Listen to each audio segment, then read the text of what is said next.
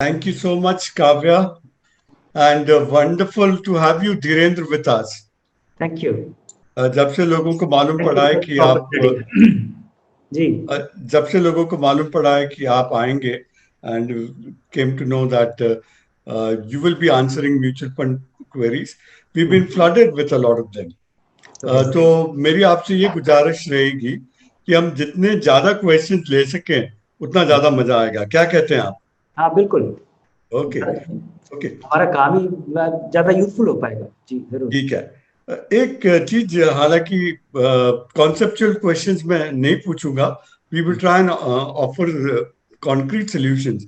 लेकिन ये जो पिछले कुछ महीनों में जो हुआ है, which has unsettled the investors, you know, even today when the markets are in a fairly robust position, there's very little faith that people have. They're looking at the markets with a fair degree of suspicion. So they saw the market slide in March.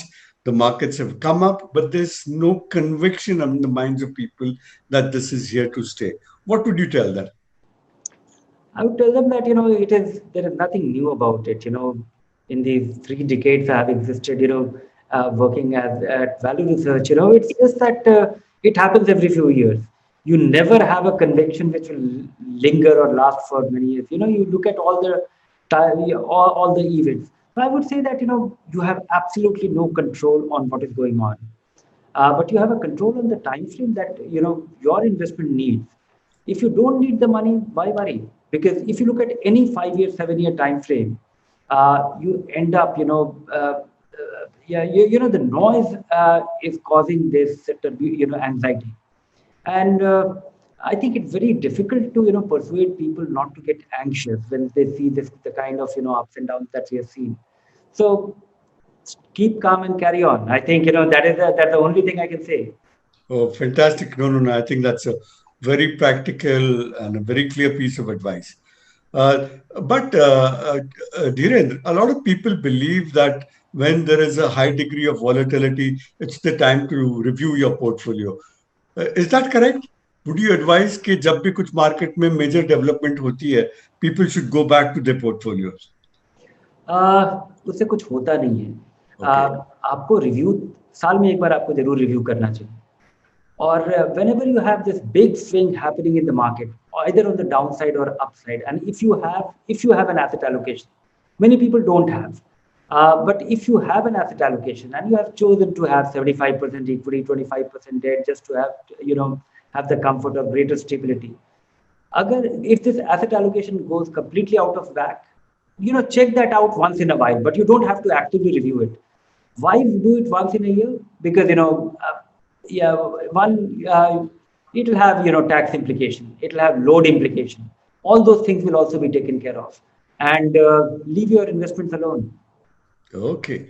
So, what would you suggest? What should be the time frame in which people should review their portfolio? Look at your allocation once in a while and review it annually. Okay, fantastic.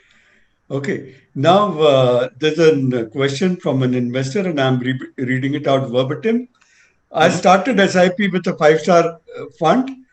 A few months later, it has become a three-star fund. What should I do?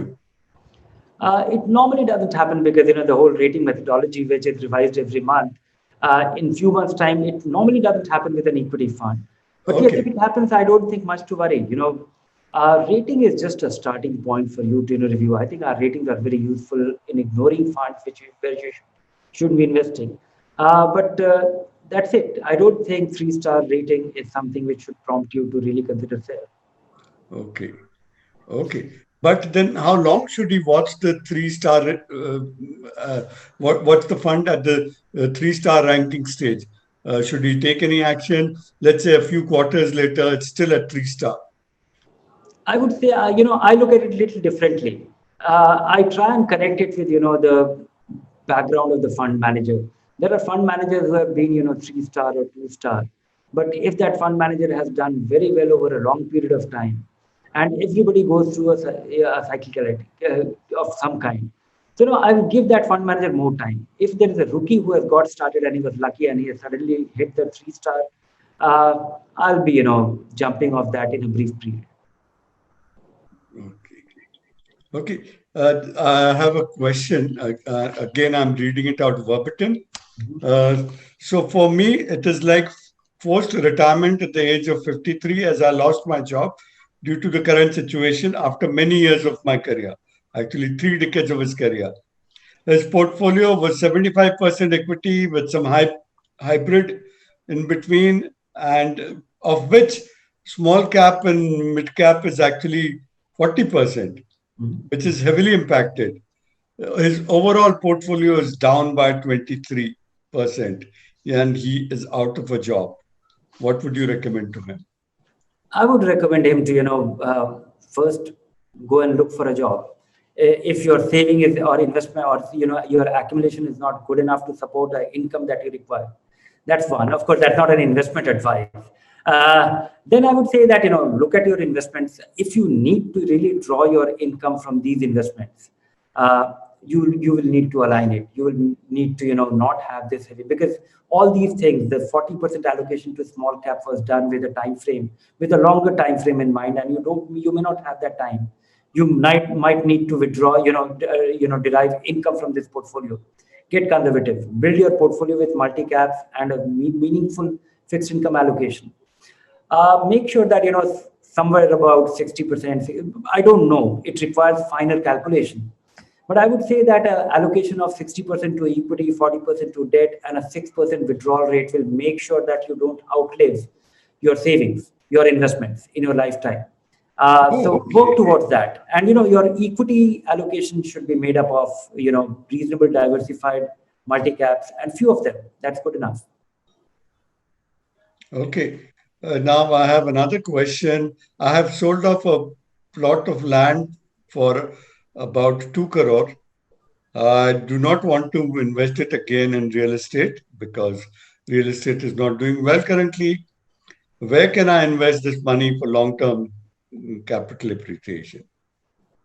That's a huge amount, but I guess he doesn't need the money really. Yeah, if this was an investment, it should be substituted with investment, and it's a good idea. And one should be investing in equity. The only thing is that the way you should be deploying this money, eliminate the risk of catching a market high by spreading this investment, depending on what percentage it is of your net worth, maybe a year's time or 18 months time or 2 years time, because reducing the possibility of catching a market high is important here. Okay. Okay. I have another question, which is similar, but I want to invest a lump sum amount for a period of 3 years. Mhm. Okay. Keeping in mind safety and growth, what should be a good approach option other than multi asset? Uh, I would say that go for equity savings fund.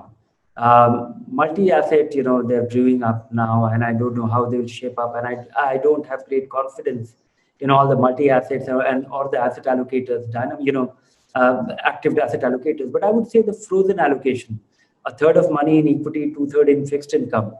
It comes in a neat package. Sometimes it also comes in a very more tax-efficient format. So go for the equity savings fund if it is for a non-negotiable goal. Okay. Okay. Now, what would you recommend to someone who's looking to generate a monthly income? Uh, you know, Basically wanting to earn 6% a year, but take it in monthly installments, make SWP, such Yeah. that there is no loss of capital. What would you Uh, recommend to that person so they that he can withdraw without surprises? could. That's another thing. He doesn't want to see the capital dip at any point of time. Uh, that may not be, that is possible only with, something which comes with a guaranteed income. And Okay. that will not be good enough, because, the net result of that will be, something like post office, the MIP or any such thing, which guarantees return will actually not help you beat inflation or will not help you protect the worth of your capital.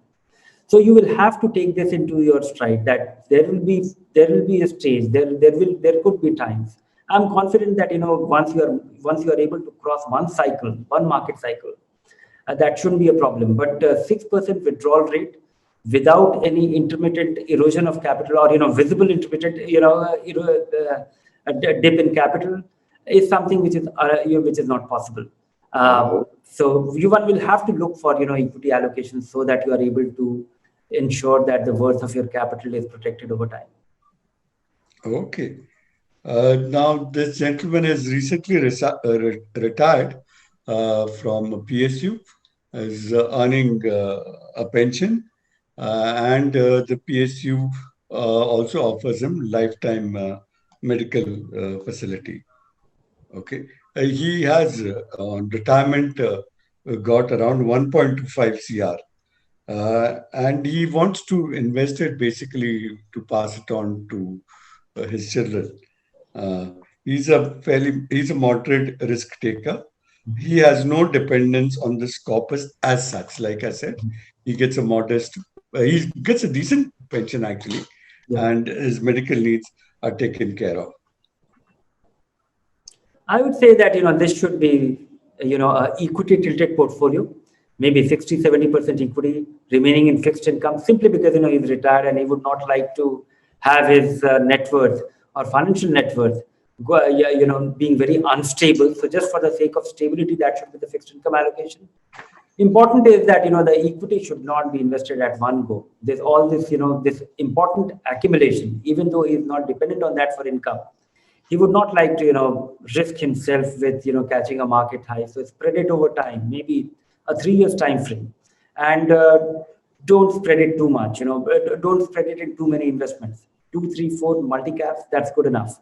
And spreading it over 3 years will eliminate the possibility of getting surprises, or having the regret of invested at a time. If you have never invested in equity before, I think it's all the more important. Okay, there's another question which is, I guess, related to the data and information that you publish on your website. Why don't you release rolling returns, which are a better indicator for assessment of a fund's performance? Yes, it will be updated now. We have been getting this request just to keep the standardized. For historic reason, we have been providing the trailing return. But in case of fixed income and others, it will be a better reflection of the likelihood or the probability of that the return anybody would have earned. We will have it soon. Okay, I'll read out a question which I find interesting, but not sure if I get it entirely, but I think it's still worth a shot. Which asset allocation, which fund to sell? One with low return CAGR or with high return CAGR? Which other criteria would you suggest for switch? I would say that, the return that you see is past, but mutual fund is not to be sold with an idea of riding a momentum. Understand what it is, and these returns are very they can give you surprise. A high performance, and one thing which I have noted, that an outlier, a fund which is doing exceptionally well, it is a very difficult thing to replicate over a period of time. So you have to look for my choice of a good fund, and thinking of it from an advisor's point of view, which will also not be embarrassing, is a fund which beats its benchmark, does well in a rising market and does a little less poorly in a falling market, and it must have a track record of a full market cycle. If you are there, in between, you will get these great surprises that sometimes the fund will do exceptionally well, sometimes the fund will not do so well. But because that is predictable, that is understandable, and I think one should target that. If you get lucky in between, I think it is time to really ask that what is driving it. Is it some design which has translated into some great performance, or is it an accident, or is the fund manager taking some risk which will come and hit you sometime? Okay, I think we have time for just two more questions. So this is a question I'm sure which you've been asked 100 times, but I guess I will still ask you that question. How to withstand NAV fluctuation in long-term investment? uh, don't watch it closely. Don't watch it Don't, closely. Don't look at it. don't look at it, and at most see once in a while, and more so, and people intuitively do it. I can tell you from my experience of looking at value research online user base, the days on which markets go down, people don't come and see uh, the worth of their investments, or substantially lower number of people come and check it. Okay. But on the days when the markets go up, Yeah, people are excited. They more definitely, the peak hour at value research of late has become 11:30 onwards at night, okay. because that's the time when we update the NAV. Why is that? Yeah, and people are curious to know what how their investments are doing of late, or Okay, what it has done today. okay. So people are so curious to know that they want to wait for the latest NAV to be published, and Yeah, they. that gets processed. The Yeah, I recently know. I extended got. time period. And no, I think there are other technological developments. Now everybody will be sleep, will be going to sleep with his phone, and where he can actually check his investment value as well. Okay.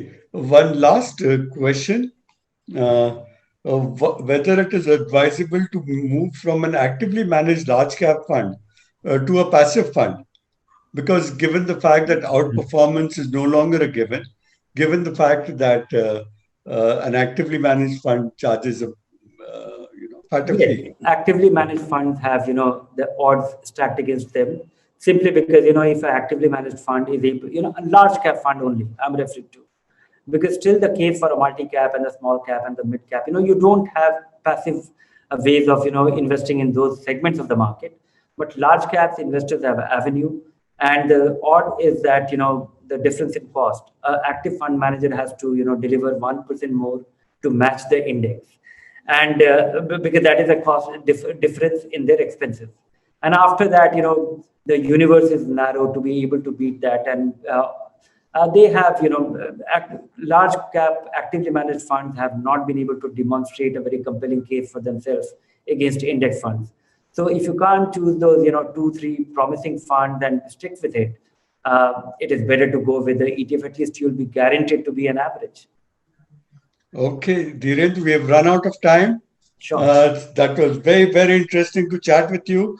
But I want to tell all the attendees that Dhirendra will be back with us tomorrow. In fact, he has a half an hour slot tomorrow. So we'll be able to take more questions tomorrow from 6:15 to 6:45. So share your queries with us.